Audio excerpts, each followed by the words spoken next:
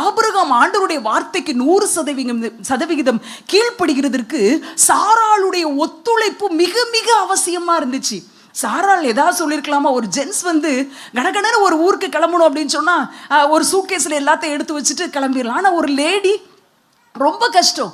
நாளைக்கு முடிச்சா இப்படி ஒரு டீ போடணுமே, இதுக்கு ஒரு கப்பு வேணுமே, இதுக்கு ஒரு கொதிக்க வைக்கிறதுக்கு ஒரு பாத்திரம் வேணுமே, அது இதுன்னு பல காரியம் யோசிக்கணும். ஆனால் சாராளும் அப்படியே கோஆபரேட் பண்ணி என்ன செய்கிறாங்க? அவர் ஆபிரகாம் கூட செல்லுறாங்க.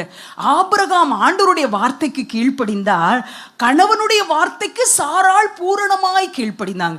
2 பேரும் ஒன்னஸா இருந்தாங்க, ஒரு மனதோட கீழ்ப்படுகிற சுபாவம். எந்த மனைவியால கணவனுடைய காரியத்துக்கு கீழ்ப்படிய முடியும் அப்படின்னு சொன்னா, எந்த மனைவியெல்லாம் ஆண்டவருக்கு கீழ்ப்படுகிறாங்களோ, ஆண்டவருக்கு முதலிடம் கொடுக்குறாங்களோ, அவங்களால கணவருக்கும் கீழ்ப்பட முடியும்.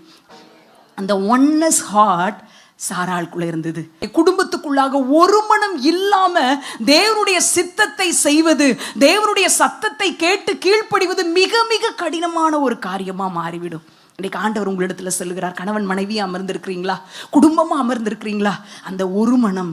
எல்லாருக்கும் உலகத்தார் பார்க்கறது போல எல்லா மேட்சும் சரியா இருந்தாதான், இத்தனை பொருத்தம் சரியா இருந்தாதான் நமக்கு பொருத்தமா? இல்லைங்க, இல்லவே இல்லை. தேவன் 2 பேரை இணைக்கிறாரா? அவங்க வேற வேற சூழ்நிலையில இருந்து வரலாம், எப்படி வேணாலும் இருக்கலாம், அவங்களுக்குள்ள பல வித்தியாசங்கள் இருக்கலாம்.